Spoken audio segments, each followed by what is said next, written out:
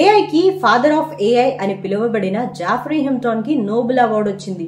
కానీ ఆయన చెప్పిన మాట మీరు వింటే గనక డెఫినెట్ గా షాక్ అవుతారు. అసలు ఆయన ఏమన్నారంటే ఇది హ్యాపీ మూమెంట్ కాదు, అలర్ట్ అవ్వాల్సిన మూమెంట్ అని అన్నారు.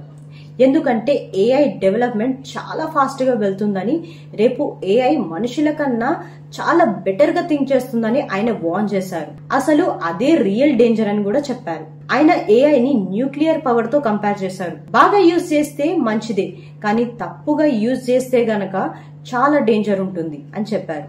అందుకే ఇప్పుడు ఇంటర్నేషనల్ ఏఐ రూల్స్ లేవని సెట్ చేయాలని స్ట్రాంగ్ గా సజెస్ట్ చేశారు. లేకపోతే ఫ్యూచర్ లో కాన్సిక్వెన్సెస్ ని ఇమాజిన్ కూడా చేయలేమని చెప్పారు. అసలు నోబెల్ ప్రైజ్ గెలిచిన సైంటిస్ట్ కూడా ఏఐ గురించి జాగ్రత్తలు చెప్తున్నారంటే సో ఏఐ ని రాంగ్ వేలో యూజ్ చేయకూడదు అనే విషయాన్ని మనం తెలుసుకోవాలి. సో కంట్రోల్ లేకపోతే డేంజర్ మాత్రం పక్కా అనే అర్థమవుతుంది.